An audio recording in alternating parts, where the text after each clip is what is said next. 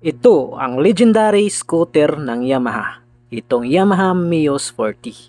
At kung ito yung motor na hinahanap mo, tara, usap tayo. Bakit legendary? Ito lang naman yung kaisa-isang motor ni Yamaha sa scooter category na nakaka-carburetor pa. Hindi binago yung disenyo, nanatili pa rin siyang carburetor hanggang sa panahon ngayon na FI era na. Kapag sinabing versatile, upgradable, and pinakamatibay na makina sa scooter category, itong Yamaha Muse 40 na yata ang may recommend ko sa inyo. Perfecto for modification. Marami kang pwedeng gawin sa motor na ito. Marami nang napatunayan itong motor na ito. Marami na ring street racing ang ipinanalo ng Yamaha Muse 40. Kaya nga, pag-usapang kalyeng karira, itong motor na ito, Muse 40 sa scooter category, kaya daw sumibak sa Raider 150. Ito yung bansag ng motor na ito.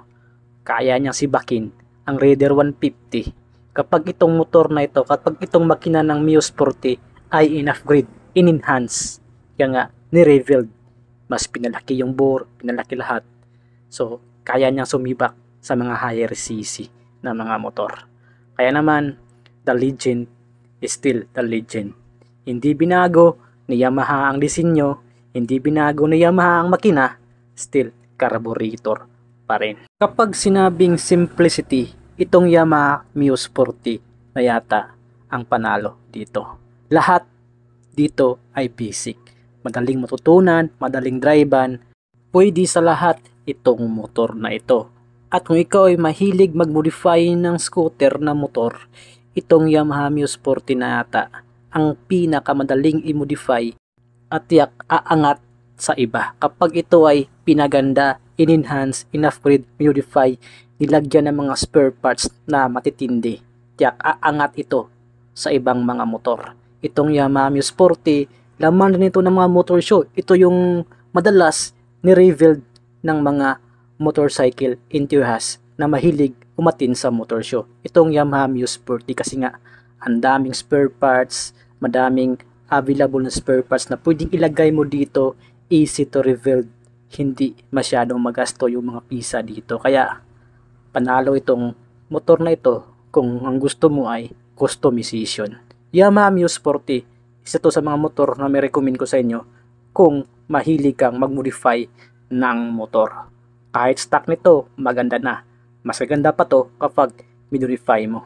Kunting galaw mo lang dito, kunting kalikot mo lang dito, tiyak, litaw na ang alindog ng Yamaha Muse 40. Hindi man to kasing high-tech ng iba, pero kaya ka nitong dalhin kahit saan ka man magpunta nang walang problema at sakit sa ulo. Pero ito lang yung masasabi ko sa iyo, magdala ka ng extra money kasi malakas ito kumonsumo ng gasolina. Itong Yamaha Muse 40 kasi nga karburador pa ito. Karburador na scooter, tiyak malakas talaga yan sa fuel consumption.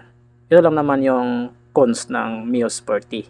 Dahil sa kanyang fuel consumption na malakas, hindi ko to mai-recommend kung mahilig kang mag-gala-gala, umiyahe sa malalayong lugar at tiyak mabubutas ang iyong bulsa dito sa Yamaha Muse 40. Kung purmahan lang ang gusto mo, pang service lang, short ride, pang mamalingki, pang purma, pang inggit sa barkada, itong Yamaha Muse 40 ang babagay sa'yo. Premium looks na may classic na dating. Itong Yamaha Muse 40. Equip ito ng 115cc, single cylinder, single overhead cam, 4-stroke 2-valve engine.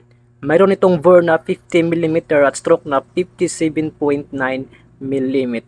Ang kanyang compression ratio is 8.8:1 na kayang mag-generate ng maximum power na 5.7 kW at 8,500 revolution per minute.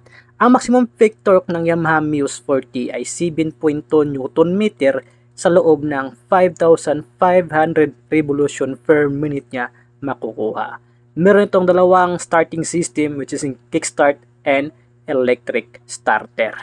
Mayroong fuel tank capacity na 4.1 liters. Yung fuel consumption is kayo na lang ang humusga nito. Basta, ang masasabi ko lang, hindi to matipid sa gasolina. itong Yamaha Muse 40. Starting price of 73,900 pesos, magkakaroon ka na ng Yamaha Muse 40. Available sa any branches Motor Trade nationwide.